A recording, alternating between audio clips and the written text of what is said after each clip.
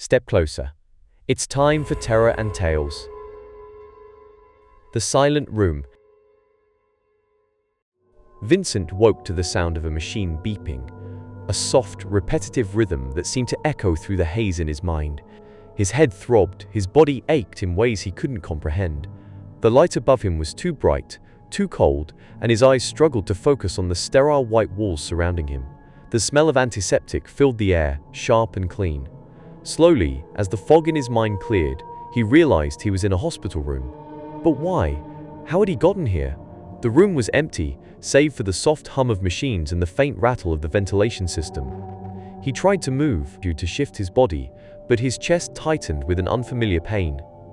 There was something in his arm, an IV, he realized. The needle, a sharp reminder of whatever had happened to him. He closed his eyes, searching through the fog of his memory, but there was nothing, blankness.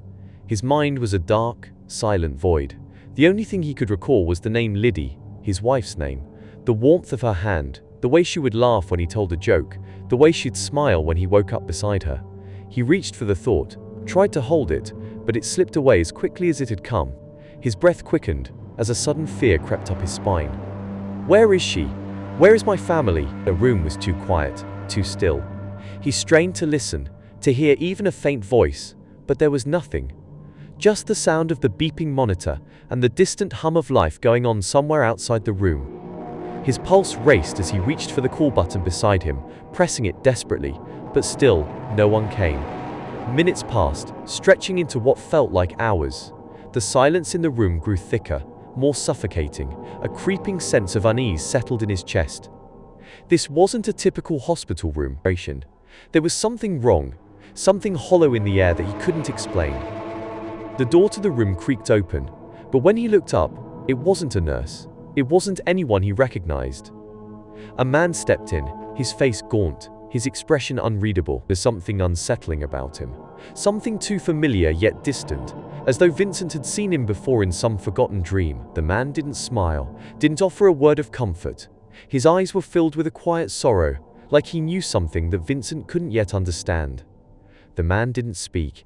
He simply watched, as if waiting for Vincent to figure it out on his own. Vincent's heart began to race, a panic rising in his chest. My family, where are they? He tried to sit up, but the pain in his chest made it impossible. He gasped for air, reaching for the sides of the bed, as though it might anchor him to some sort of reality. The memories were coming in fragments now, flashes of his children, Adam's bright blue eyes and his endless curiosity, Lily in her princess dress, the way she had always insisted he play along even when he was tired.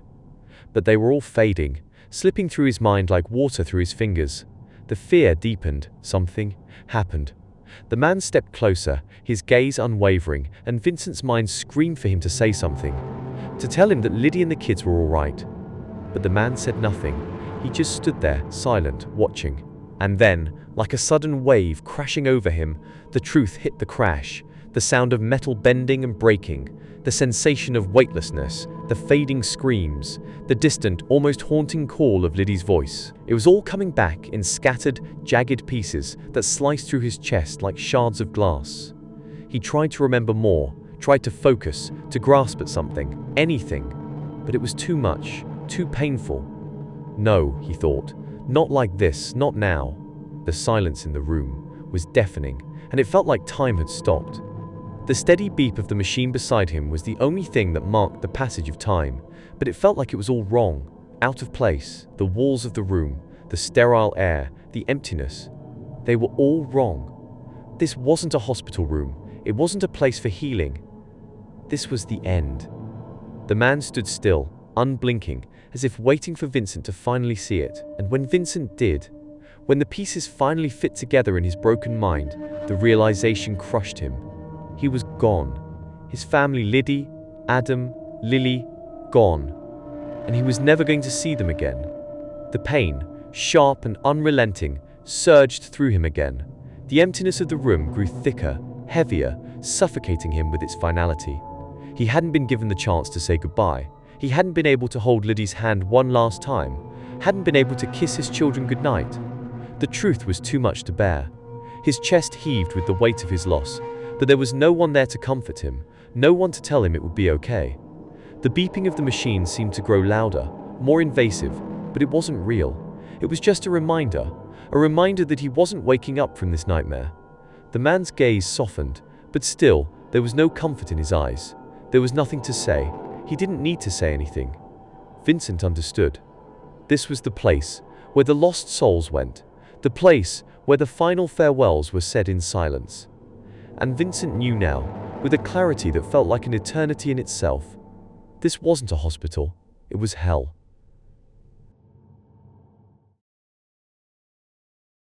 Thank you for watching. Subscribe for your daily dose of terror. This tale ends, but the terror lives on. Your turn. Suggest a story for our next tale in the comments.